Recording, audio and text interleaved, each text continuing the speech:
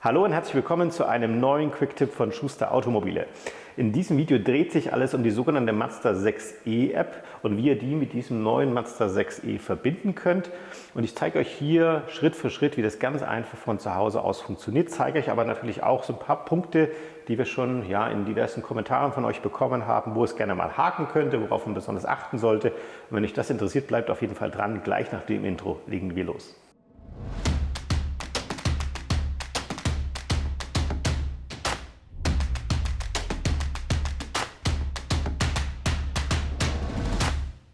Um gleich die Smartphone-App mit dem Fahrzeug zu verbinden, ist tatsächlich erstmal nicht notwendig, hier im Auto irgendwas vorzubereiten oder zu machen, sondern die ersten Schritte sind an eurem Smartphone zu erledigen. Ich habe jetzt einfach mal stellvertretend hier mein Handy vorbereitet für euch und ihr seht hier schon auf dem Bildschirm die sogenannte Mazda 6e App. Die habe ich natürlich erstmal runterladen müssen, die ist ja nicht standardmäßig auf eurem Telefon drauf.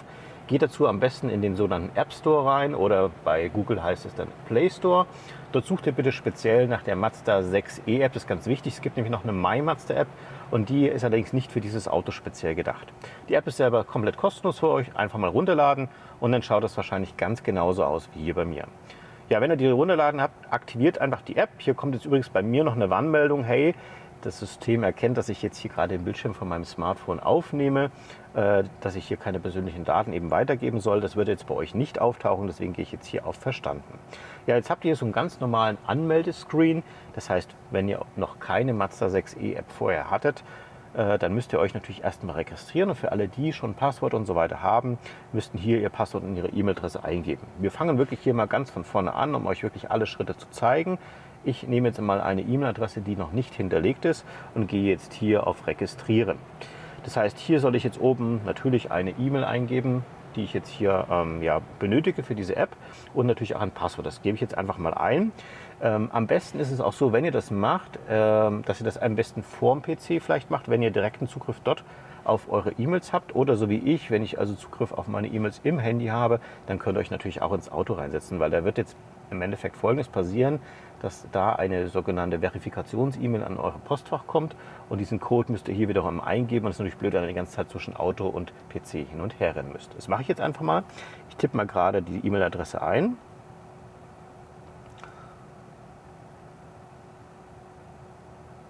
Und dann solltet ihr euch natürlich ein Passwort noch ausdenken. Das sollte jetzt natürlich nicht ganz einfach sein, so wie 1, 2, 3, 4, 5. Müssen also mindestens auch immer Großbuchstaben, Kleinbuchstaben und Ziffern dabei sein.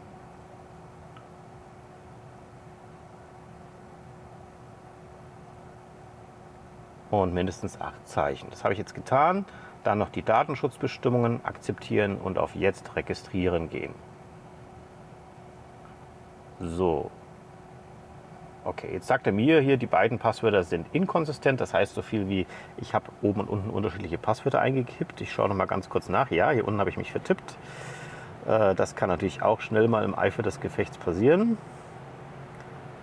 So, schönes Beispiel jetzt hier fürs Video. Dann nochmal auf Jetzt registrieren gehen. So, und jetzt steht hier V-Code, also Verifikationscode eingeben, gesendet an meine E-Mail-Adresse. Das heißt, ich gehe jetzt hier mal fix in mein Postfach rein. Da müsste jetzt auch eine E-Mail angekommen sein. Genau, und dieser 6-stellige Code, den merkt ihr euch einfach oder kopiert ihn euch raus. Und tippt den ein.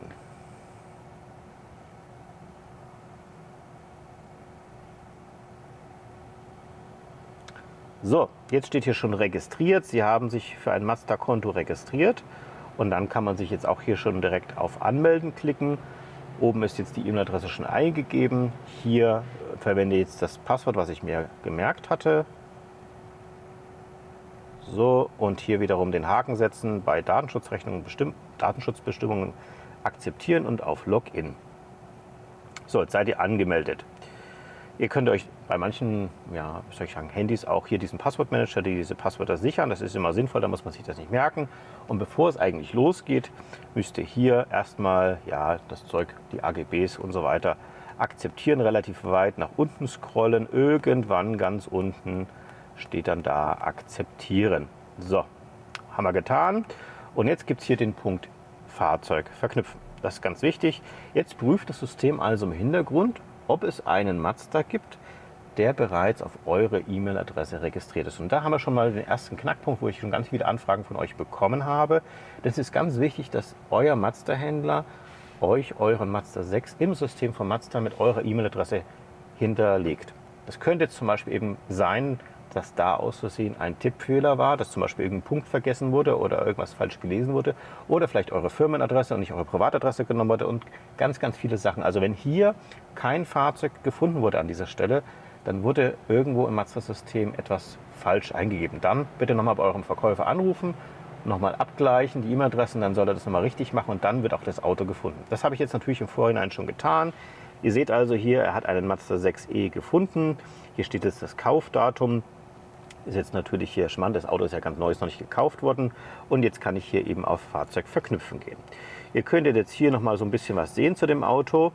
Und hier muss ich jetzt zusätzlich nochmal eine Verifizierung durchführen, dass ich nochmal bestätige, dass ich wirklich jetzt hier der Besitzer dieser E-Mail-Adresse bin, weil ich jetzt wirklich ein richtiges Auto miteinander verknüpfe. Das heißt, ich gehe jetzt hier auf FI-Code, also Verifikationscode, nochmal anfordern. Dann gehe ich nochmal in meine E-Mail-Postfach rein, prüfe das Ganze nochmal, müsste jetzt wieder eine E-Mail gekommen sein, wieder die 6-stellige Zahl merken und hier eintippen und dann auf Verknüpfung bestätigen. Also immer wenn es kritische Dinge gibt, müsst ihr immer noch mal eure Identität bestätigen, dass sich niemand hier in irgendeiner Form reingehackt hat.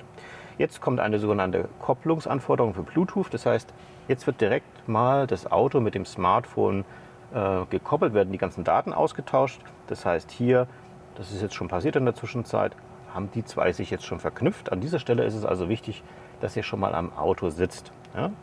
Dann sage ich hier koppeln. So, also gut. Jetzt haben wir also hier schon mal das Wichtigste getan. Ihr seht jetzt hier schon mal das Fahrzeug, die ganzen Funktionen, aber die sind jetzt noch nicht live und noch nicht im funktionstüchtigen Zustand, weil wir jetzt noch gar keine richtige Verbindung zum Auto hergestellt haben, sondern wir haben jetzt erstmal nur das Auto miteinander verknüpft. Das ist ganz wichtig. Und jetzt geht es tatsächlich im Fahrzeug weiter und ich tue mal ganz kurz das Handy beiseite. Ihr habt jetzt hier das Fahrzeug im komplett jungfräulichen Zustand. Das kann sein, dass wenn ihr das Auto vom Händler bekommt, dass ihr schon das Menü seht, aber ich wollte jetzt mal ganz bewusst am Anfang anfangen. Hier haben wir natürlich auch im Fahrzeug diverse Datenschutzbestimmungen. Einfach ganz nach unten scrollen bitte. So, und dann hier noch die Nutzungsbedingungen auch nach unten scrollen. Dann könnt ihr hier zustimmen. Hier werden euch jetzt zwei verschiedene Privatsphären-Modis angezeigt. Einmal den sogenannten Modus vollständiger Datenschutz und den Modus vernetzte Dienste und Analyse. Das könnt ihr dann später nochmal feinjustieren. Im Moment ist es so, dass er sowieso mit diesem vollständigen Datenschutz startet. Das ist der Modus, bei dem das Fahrzeug keinerlei Verbindungen in die Außenwelt aufbaut, also keine Mobilfunkverbindungen. Das ist für die Kunden, die wirklich sich absolut abschotten wollen und wirklich hier keinerlei Daten in irgendeiner Form preisgeben wollen, auch wenn sie anonymisiert sind. Damit würden aber auch zum Beispiel so Dienste wie Echtzeit-Staunavigation und so weiter nicht funktionieren und auch natürlich auch kein Fernzugriff auf das Auto, weil ja keine Datenverbindung vorhanden ist. Und es gibt noch den, ich nenne es ihn mal, normalen Modus, vernetzte Dienste und Analyse, den wir dann allerdings später erst aktivieren können, wenn wir uns verknüpft haben. Ihr geht jetzt erstmal hier auf Beenden. Ihr müsst jetzt hier keine Berechtigung integrieren, das reicht, wenn wir das später machen. Ich gehe jetzt einfach mal auf Beenden und bin hier schon in meinem Fahrzeug drin. Das Einfachste ist, wenn ihr hier auf das kleine Fahrzeugsymbol geht, habt hier euer Standardmenü und dann geht hier am besten erstmal auf das oder den Menüpunkt Netzwerk und stellt eine Wi-Fi-Verbindung her. Ganz wichtig, damit überhaupt hier eine richtige Verbindung zum Smartphone hergestellt werden kann, brauchen wir zunächst WLAN. Das heißt, zum einen mal entweder ihr seid gerade an eurem heimischen WLAN und könnt euch hier ein Netzwerk aussuchen oder aber ihr stellt mit eurem Smartphone einen sogenannten Hotspot zur Verfügung. Ich gehe jetzt hier mal in das WLAN, mache das mal an, schaue mal gerade, was hier mir für Wi-Fis angeboten werden und ich habe es jetzt hier auch schon mit meinem Firmennetzwerk verbunden. Ansonsten wählt natürlich euer Wi-Fi aus, das Passwort angeben und hier seht ihr dann auch die Empfangsstärke. Jetzt hat das Auto also schon mal einen sogenannten Internetzugang und den brauchen wir gleich. Wir gehen jetzt hier einen Schritt weiter runter auf den Menüpunkt Datenschutz. Das kennt ihr jetzt schon vielleicht, wir sind jetzt gerade im Moment noch im Modus vollständiger Datenschutz. Hier könntet ihr nochmal einzelne Berechtigungen steuern, aber damit diese Mazda 6e vernünftig funktioniert, brauchen wir diesen Modus vernetzte Dienste. Und jetzt passiert Folgendes, jetzt bekommt ihr hier die Möglichkeit, eben ein Benutzerkonto anzumelden und mit der Mazda 6e App zu verknüpfen. Hättet ihr jetzt keine Wi-Fi-Verbindung, dann würde dieser QR-Code, der sich immer wieder aktualisiert, um auch hier eine Art Schutz zu bieten, nicht angezeigt werden. Ihr braucht also immer diese Internetverbindung. Ihr geht in eure App rein und ihr habt hier oben, vielleicht könnt ihr das so ein bisschen erkennen, ein kleines Symbol mit einem Strich, das ist so ein typischer QR-Code-Leser. Und dann geht ihr hier einfach über dieses Symbol, versucht das so ein bisschen anzupeilen und dann steht hier eben, dass er das erkannt hat und ihr geht bitte auf OK. So, jetzt kommt hier noch so ein kleiner Einleitungstext, der freut sich Mazda, dass er ein neues Auto gekauft hat. Jetzt sagt er, jetzt losfahren. So, und ganz wichtig, jetzt habt ihr das zwar verknüpft miteinander, aber ihr müsst trotzdem hier nochmal aktiv drauf gehen und nochmal eine neue Datenschutzbestimmung akzeptieren. So, das haben wir und das auch nochmal. Das sind nämlich jetzt andere Bedingungen als bei der anderen. Und dann bitte nochmal draufdrücken und wechseln. Also man hat hier wirklich die Hürde auch etwas höher geschraubt, weil man ja schon im Endeffekt dann auch anonymisiert Datenaustausch, Datenverkehr stattfindet. Und damit auch ihr oder euch das bewusst ist, muss man hier wirklich ein bisschen aktiv werden. So, das ist jetzt mal das eine. Wir haben jetzt also hier zum Fahrzeug bzw. zur App schon mal eine Verbindung hergestellt. Gebt dem Fahrzeug hier auch ein bisschen Zeit, die Daten zu synchronisieren. Und ihr habt hier in diesem Auto eine SIM-Karte drin, also so ähnlich wie das von eurem Smartphone kennt, die ist allerdings elektronisch und die braucht natürlich Mobilfunkempfang. Mazda hat das relativ schön gelöst, das ist also jetzt nicht gebunden an einen speziellen Provider, so also Vodafone, Telekom und so weiter und so fort, sondern das ist tatsächlich eben komplett providerfrei, sodass eben hier euch immer der bestmögliche Empfang angeboten wird. Aber es kann natürlich trotzdem sein, ihr seid irgendwo in der Tiefgarage oder ihr seid irgendwo mitten in der Pampa, wo es grundsätzlich einen sehr schlechten Handyempfang gibt. Dann kann natürlich dieses Signal hier auch nur sehr schwach sein und könnte eben nicht funktionieren. Und ja, gibt das System, wie gesagt, schon ein bisschen Zeit. Wenn es dann sein könnte, dass ihr zum Beispiel eben merkt, okay, hier ist jetzt gerade im Moment kein Empfang vorhanden. Jetzt zeige ich euch mal, ich habe das jetzt gerade mal so ein bisschen schon simuliert. Dann würdet ihr hier oben im Fahrzeug sehen, dass ihr hier keine echten Balken seht, sondern so ein kleines X. Das kann gerade so beim ersten Mal, wenn man die App eingerichtet hat, tatsächlich passieren. Dann ist immer die Frage, ja, wie kriege ich das weg? Also meistens ist es dann immer von selber weg. Das dauert dann, wie gesagt, ein paar Minuten. Oder wenn es eben nicht weggeht, dann muss man das System nochmal komplett neu starten, damit es auch funktioniert. Und da gibt es eine relativ einfache Möglichkeit, das zu tun. Wir können natürlich das Auto ausmachen und anmachen, das hilft manchmal auch. Oder es gibt hier am Lenkrad auch eine Tastenkombination, mit der man, ich sag mal, den Rechner einfach nochmal komplett neu starten kann. Denn ihr müsst euch vorstellen, wenn ihr jetzt das Auto ausmacht, ist der Rechner nie komplett ausgeschaltet, sondern der ist immer in so eine Art Standby-Modus, wie man das im Endeffekt vom Laptop auch kennt. Wenn man den Deckel zumacht und wieder aufmacht, ist der Rechner sehr schnell wieder da. So, wenn wir den Rechner jetzt einfach mal neu starten wollen, ohne dass wir alles neu konfigurieren wollen, machen wir das wie folgt. Es gibt hier so eine Tastenkombination. Ihr seht hier rechts den kleinen Stern. Ihr habt dieses Feld für den Bordcomputer und diese Pfeil-Zurück-Taste. Ihr nehmt diese 3 Tasten und nehmt dann vielleicht 2 Hände und drückt einfach mal diese 3 Tasten hier bitte für ca. 10 Sekunden. Einfach gedrückt halten. Ignoriert alles, was irgendwo da am Tacho oder am Display steht. Einfach gedrückt halten, gedrückt halten, gedrückt halten. So, ihr seht schon und hört vielleicht auch, war ein kurzer Ton zu hören. Das System ist komplett runtergefahren und fährt jetzt gleich wieder hoch. Und das dauert natürlich schon ein Stückchen länger. Das ist auch ein Zeichen, dass das System wirklich komplett neu startet.